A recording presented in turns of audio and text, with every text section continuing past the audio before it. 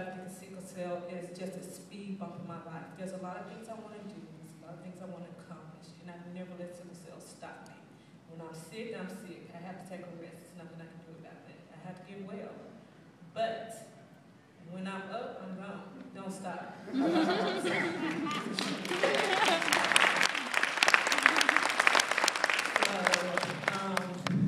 Right now, I think I'm in a great place in my life. I have a great support system. I have great families and friends. I've done a lot that I want to do. There's still a lot that I want to do, but I can't let sickle cell stop me. And this is the next step.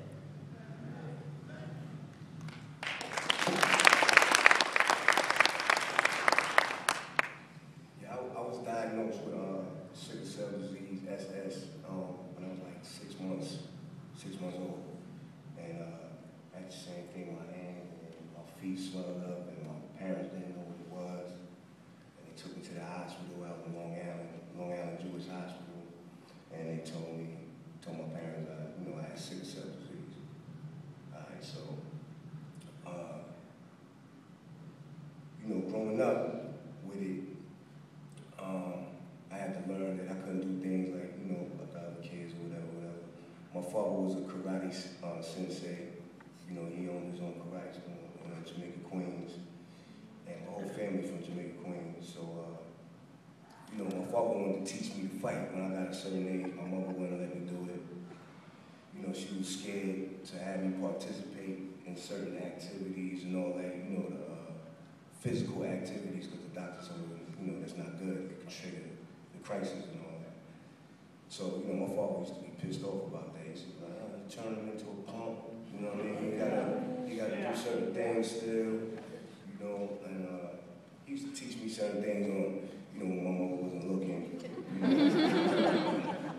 about fighting and certain other things. But, so that's what it was when I was growing up. I was kind of scared to do certain things because my mom told me, if I do that, you're gonna get sick, and then I experienced it too, you know what I mean? And but my father always gave me that push, and my grandma always gave me that push, like, you can do it, you just gotta take care of your diet. My father used to always stress, like, diet. He was a Muslim, so he was always on, no pork, wheat bread, drink a lot of water. He was always conscious of the diet thing. And I didn't know how serious the diet part was until I got older. But, when I was younger, I couldn't go to the pool, like go to the beach, get in the water, because, being cold in the water, whatever, it would trigger my pain, being dehydrated, you know what I mean? In the summertime, I sweat too much, get dehydrated, trigger the pain, the normal triggers and all that. Then in my teenage years, I started hanging out with the wrong crowd, doing the wrong things, drinking, smoking weed, doing everything that you're not supposed to be doing if you have sickle cell or not. And I got caught up in that lifestyle, and I didn't really realize, I didn't pay attention to how much it was affecting my health. I really didn't pay attention to that for some reason. It just never really dawned on me that what I was doing was the reason why I was going to the hospital so much. And even before I was doing that, I was already hospitalized for like a month at a time.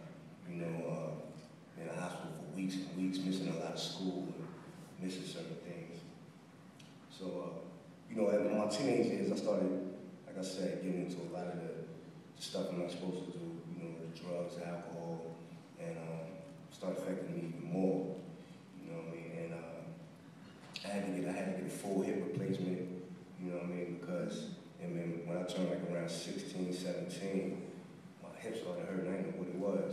And the doctor had told me that, my bone had lost a lot of blood, whatever, and made the bone deteriorate. So I had to get a hip replacement, you know what I mean? So at 16, 17, the doctor told me, listen, just wait until you can't take the pain no more and then get it done, because you're going to have to get it replaced every 20 years. That's what they told me, you know what I mean? So I waited until it was excruciating hurting, and then I got it done like maybe 4 years ago, 5 years ago, I got it done. as I got older, whatever, in my 20s, I started learning more about what my father told me about diet and about lifestyle. And what I learned is that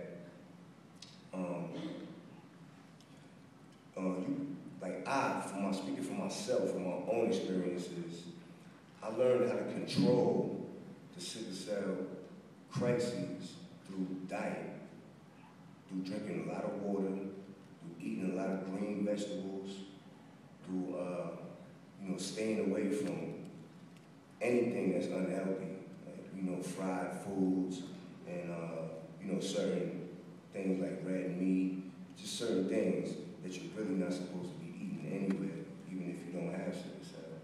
Just stay healthy. You're not supposed to be eating these foods.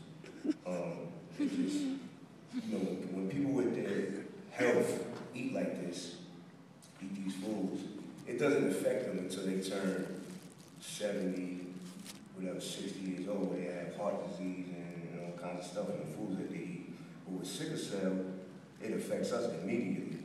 I look at sickle cell, after I learned about diet and lifestyle, I started looking at my disease different. I started looking at it as an alarm system on my body. Like, my body has an alarm system, and if I'm doing something wrong, my alarm goes off, and I get sick. So it taught me how to control it. It taught me how to eat properly. It taught me how to dress properly in the winter, dress properly in the summer, do certain things. Like for example, I can't run around the block 10 times. You know what I mean? It's going to trigger my sickle cell. So I stay away from running around the block 10 times. You know what I'm saying? Something like that, don't do. You know what I mean? If you don't want to get sick, don't do certain things. You know what I mean? So I learned how to do that, and I found out that it works. It actually works. The doctors, they tried to tell me when I was sick, ever since I was a young kid, they tried to tell me you need a blood transfusion. Your blood count is low, get a blood transfusion. And before I even realized about diet and lifestyle, something in me just said, no, I don't want that. I don't want somebody's blood in my body. Number one, I'm scared of the HIV thing, contracting that. And number two, I just don't want somebody else's blood in my body. So I would always refuse it.